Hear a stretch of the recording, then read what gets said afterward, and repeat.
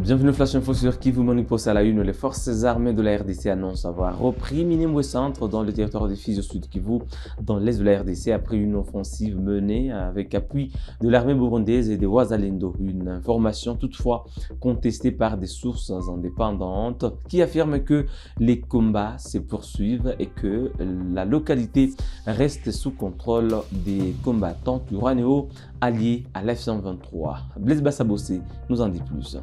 Selon Boui Kalonji Rigen, sous-lieutenant et porte-parole des opérations Sokola des Sud-Sud, Kivu, la reprise des Minembwe Centre a eu lieu dans la soirée du mercredi 17 juin 2026. Depuis une semaine, des combats intenses sont signalés dans les hauts plateaux de Minembwe entre les Twirwaneho alliés à l'F-123 et l'armée congolaise appuyée par l'armée burundaise et les Wazalendo qui ont lancé une offensive sur Minembwe Centre, une agglomération habitée majoritairement par la communauté Banyamulenge. Des informations non confirmées par des sources locales.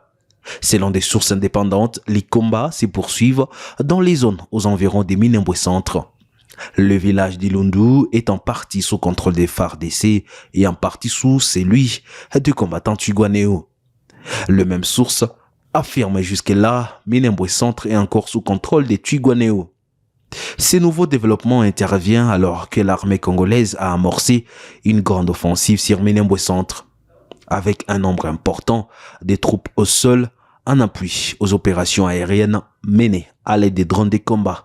À Bunia, en province de l'Ituri, dans l'est de la RDC, certains centres de traitement d'Ebola atteignent leurs limites en raison de l'arrivée continue de nouveaux patients. La société civile alerte sur la saturation des structures de prise en charge et demande aux autorités ainsi qu'aux partenaires de renforcer rapidement les capacités d'accueil. Rachid Koudra. La saturation des centres de traitement d'Ebola, des Rwampara et des ISTEM inquiète la société civile de l'Ituri. Après une visite d'assez structure, son coordonnateur provincial Dieudonné Lossa appelle les autorités et les partenaires à renforcer urgemment les capacités de prise en charge face à l'afflux croissant des patients. À Rwampara, l'épicentre de l'épidémie après Mungwalu, de nouveaux cas continuent d'arriver alors que les places disponibles se font rares. Nous avons trouvé à Rwampara une saturation, même sur saturation, parce que pendant que nous étions là, les malades, les cas suspects continuaient à venir. Il n'y avait même pas de place où les mettre. Et nous sommes arrivés à Samaritan Pass, qui n'a ouvert qu'hier, le SAT. Et déjà depuis hier, il y avait 6 cas reçus. Aujourd'hui, à ce moment où nous parlons, il y a d'autres cas qui sont en train d'être admis. À l'ISTEM, les centres de traitement des Samaritan Post, ouverts récemment, accueillent des gens malades. Pour Dieudonné Lossa, cette situation montre que l'épidémie reste préoccupante et nécessite davantage de moyens pour soutenir la reprise. Parce que le problème est réel et le problème nécessite une intervention urgente du côté du gouvernement, parce que déjà au niveau de Rwampara, on n'a que 34 lits et ce n'est pas suffisant par rapport aux besoins exprimés. Nous sommes ici dans le centre où il y a aussi déjà beaucoup de cas qui se présentent seulement à 2 jours d'ouverture. Et ça ne vaut pas la situation d'autres sites. Mais il est vrai que le besoin est énorme. D'après la coordination provinciale de la société civile de l'Ituri, l'urgence est désormais de renforcer les capacités des centres de traitement et d'intensifier la sensibilisation afin de limiter la propagation de la maladie. La ville de Goma a célébré mercredi soir le match nul 1 but partout obtenu par les Léopards de la RDC contre le Portugal lors de leur premier match de la Coupe du Monde 2026. Des centaines de supporters sont descendus dans les rues avec des drapeaux congolais pour saluer cette performance. Klaxons, chants et danses ont animé plusieurs quartiers pour de nombreux habitants. Ce résultat confirme la capacité de la RDC à rivaliser avec les grandes nations du football mondial. Suivez cette ambiance.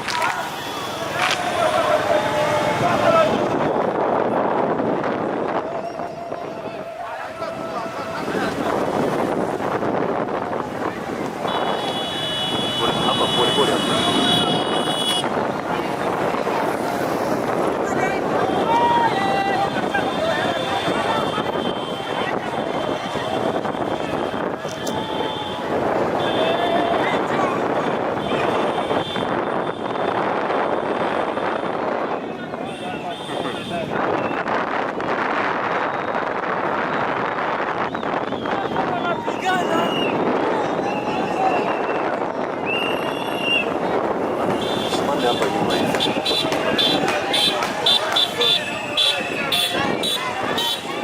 Katikati.